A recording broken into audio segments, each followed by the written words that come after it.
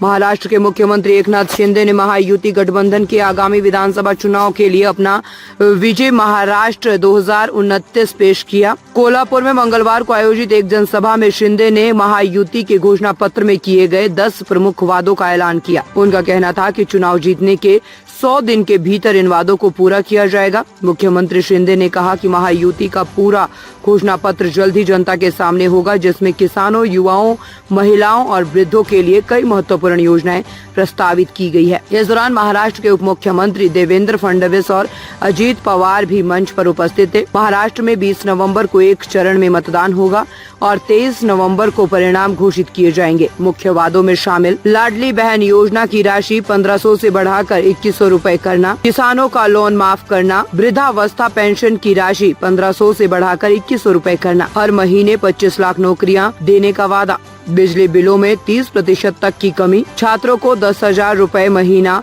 देने का प्रस्ताव। शिंदे ने 2 नवंबर को एक इंटरव्यू में कहा था कि मैं एक गरीब किसान परिवार से हूं और मैंने गरीबी को नजदीकी से देखा है।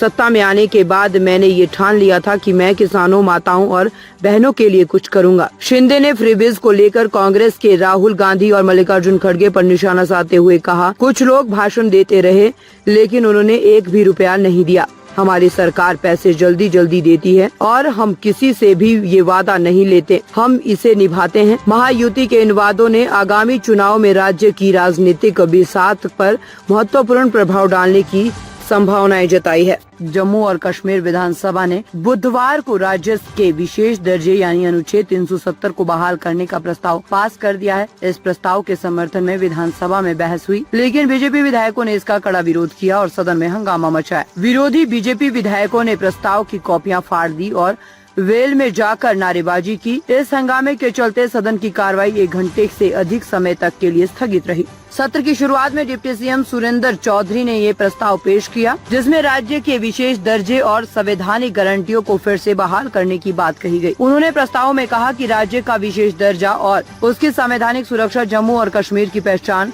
संस्कृति और लोगों के अधिकारों की रक्षा करता है। विधानसभा इस विशेष दर्जे को एक तरफा हटाने पर चिंता व्यक्त करती है और भारत सरकार से इस बारे में राज्य के प्रतिनिधियों से बातचीत करने की अपील करती है। प्रस्ताव में ये भी कहा गया है कि जम्मू और कश्मीर के लोगों की इच्छाओं और राष्ट्रीय एकता को ध्यान में रखते हुए अनुच्छेद 370 की बहाली की जाए।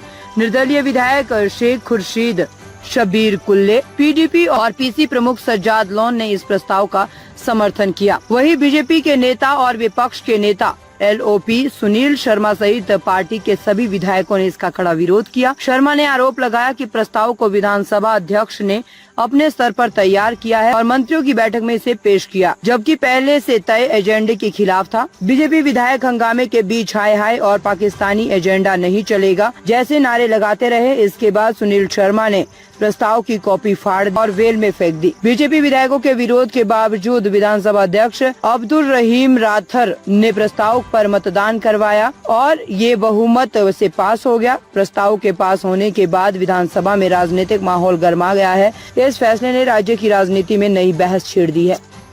गुजरात के आणंद जिले में मंगलवार देर शाम एक दुखद हादसा हुआ, जब Mumbai Ahmedabad bullet train project के तहत बनाए जा रहे ट्रैक के निर्माणाधीन पुल का एक हिस्सा गिर गया और इस दुर्घटना में 3 मजदूरों की मौत हो गई, जबकि एक अन्य घायल व्यक्ति का इलाज अस्पताल में जारी है। आणंद फायर डिपार्टमेंट के अधिकारी धर्मेश गौर के अनुसार ये घटना राजपुरा क्षेत्र में हुई। घटना की जानकारी मिलते ही फायर और बचाव दल मौके पर पहुंचे। मलबे के नीचे 2 से 3 लोग फंसे हुए थे।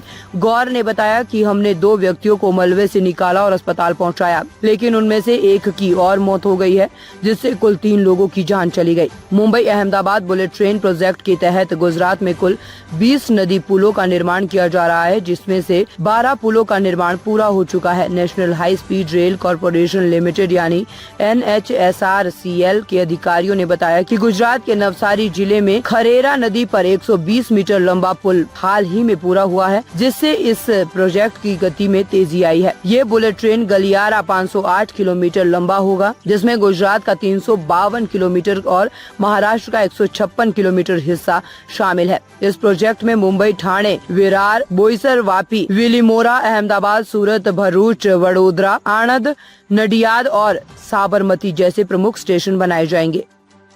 हरदोई में डीसीएम ट्रक ने ऑटो को रौंद दिया। हादसे में 10 लोगों की मौत हो गई है, 5 गंभीर रूप से घायल हैं। मरने वालों में 6 महिलाएं और 2 बच्चे भी शामिल हैं। टक्कर इतनी तेज थी कि ऑटो उछलकर दूर जाकर गिर गया। पूरी छत उड़ गई, अंदर बैठी सवारियां बाहर गिर गई। सड़क पर लाशें बिखर गई। हादसा बुधवार दोपहर बिलग्राम थाना के रोशनपुर गाँव के पास हुआ। पुलिस का कहना है कि ऑटो बिलग्राम की तरफ से जा रहा था, अचानक बेकाबू होकर सड़क पर पलट गया। तभी सामने से आ रही डीसीएम ने ऑटो को रौंद दिया। घटना के बाद डीसीएम चालक भाग गया। 7 की मौके पर ही मौत हो गई और 8 घायलों को सामुदायिक स्वास्थ्य केंद्र पहुंचाया गया है। वहां डॉक्टरों ने 3 को मृत घोषित कर दिया। एसपी नीरज कुमार जादव ने बताया कि दोपहर 12:30 पर हादसे की सूचना मिली। इसमें मौके पर पहुंचा, घायलों को अस्पताल भिजवाया। ऑटो में 15 लोग सवार थे, इस वजह से हादसा हुआ। जो भी दोषी होगा उसके खिलाफ कार्रवाई करेंगे। प्रत्यक्षदर्शियों का कहना है कि ऑटो में 15 सवारियां थी, वह बहुत तेजी के साथ चल रहा था, तभी अचानक सड़क पर पलट गया। सामने से आ रही डीसीएम ने उसे रौंद दिया। काफी दूर तक ऑटो घसीटता चला गया। रोड पर खून ही खून था। इतना भयानक हादसा देखकर हम लोग कुछ समझ नहीं पाए। इसके बाद पुलिस को सूचना दी गई और मरने वालों में छोटे बच्चे भी शामिल थे।